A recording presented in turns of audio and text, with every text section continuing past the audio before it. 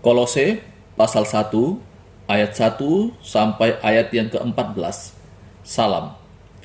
Dari Paulus, Rasul Kristus Yesus oleh kehendak Allah, dan Timotius saudara kita, kepada saudara-saudara yang kudus dan yang percaya dalam Kristus di Kolose.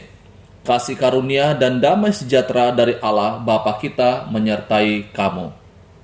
Ucapan syukur dan doa. Kami selalu mengucap syukur kepada Allah, Bapa Tuhan kita Yesus Kristus, setiap kali kami berdoa untuk kamu, karena kami telah mendengar tentang imanmu dalam Kristus Yesus dan tentang kasihmu terhadap semua orang kudus, oleh karena pengharapan yang disediakan bagi kamu di sorga. Tentang pengharapan itu telah lebih dahulu kamu dengar dalam firman kebenaran, yaitu Injil, yang sudah sampai kepada kamu. Injil itu berbuah dan berkembang di seluruh dunia.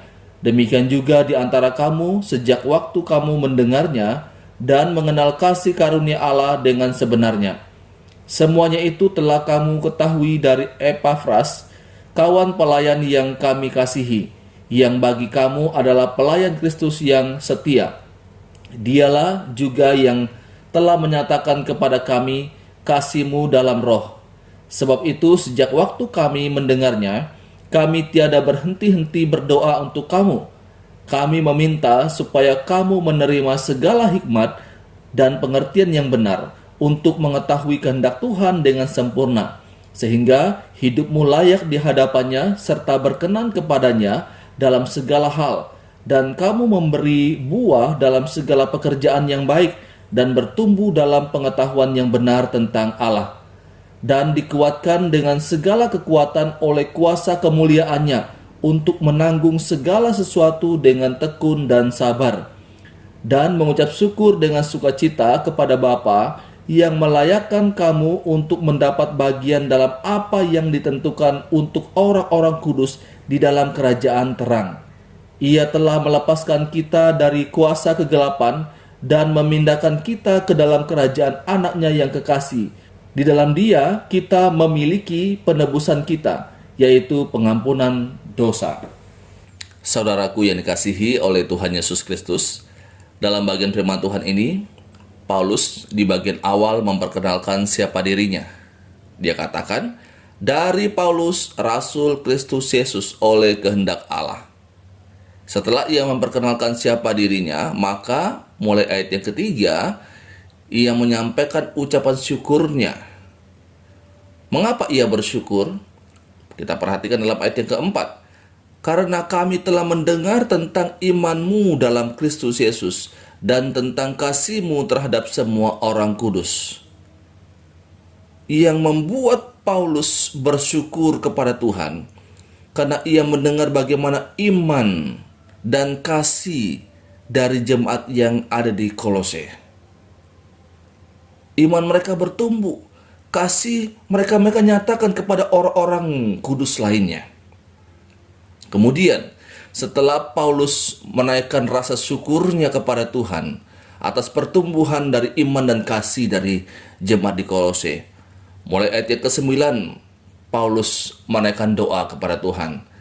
Ayat 9 mengatakan, sebab itu sejak waktu kami mendengarnya, kami tiada berhenti-henti berdoa untuk kamu. Kami meminta supaya kamu menerima segala hikmat dan pengertian yang benar untuk mengetahui kehendak Tuhan dengan sempurna. Menarik sekali kalau kita memperhatikan doa yang dinaikkan oleh Paulus. Dia meminta agar Tuhan memberikan hikmat dan pengertian yang benar kepada jemaat yang ada di Kolose, supaya mereka dapat mengetahui kehendak Tuhan itu dengan sempurna. Ini hal yang sangat-sangat luar biasa. Paulus tidak meminta supaya Tuhan memberkati jemaatnya secara materi. Paulus tidak berdoa supaya jemaatnya akan diberikan kesehatan, dilimpah-limpahkan berkat secara jasmani. Meskipun itu hal yang baik, hal yang penting, yang dibutuhkan oleh jemaat di Kolose. Tetapi Paulus sangat-sangat mengerti Kebutuhan yang paling mendasar dari mereka adalah hikmat, agar dapat mengerti dengan benar kehendak Tuhan. Saudaraku, apa gunanya kita memiliki harta yang banyak, harta yang melimpah? Apa gunanya kita memiliki kesehatan yang baik, tetapi kita tidak bijak? Kita tidak punya hikmat untuk menggunakan setiap kesehatan, berkat-berkat jasmani, materi yang Tuhan berikan kepada kita. Makanya kalau kita memperhatikan dalam kisah Salomo, ketika ia meminta kepada Tuhan, dia bukan meminta kekuasaan. Posisinya waktu itu adalah seorang raja. Dia tidak minta Tuhan memberikan dia umur yang panjang.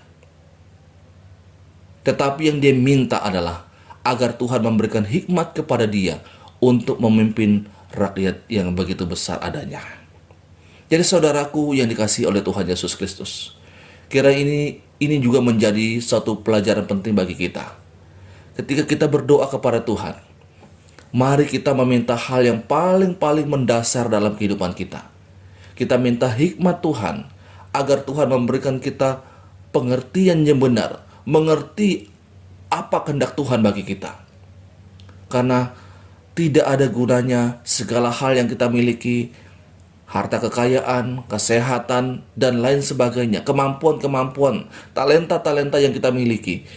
Kalau kita memiliki semuanya, tetapi tidak punya hikmat, tidak bisa menggunakannya dengan benar, tidak mengerti kehendak Tuhan, maka itu bisa menjadi satu potensi kita menggunakannya untuk hal-hal yang tidak memuliakan nama Tuhan. Mari kita berdoa, kita mohon pertolongan Tuhan, agar kita mengerti dengan benar apa yang menjadi kehendak Tuhan bagi kehidupan kita, sehingga apapun yang kita lakukan, kita melakukannya sesuai dengan kehendak Tuhan. Mari berdoa, bukan hanya untuk hal-hal yang sifatnya jasmani, hal-hal sifatnya materi, tapi mari kita berdoa untuk Tuhan berikan kita pengertian yang benar akan kebenaran firman Tuhan. Ini pembacaan firman Tuhan, renungan untuk kita saat ini. Tuhan Yesus memberkati kita selalu. Amin.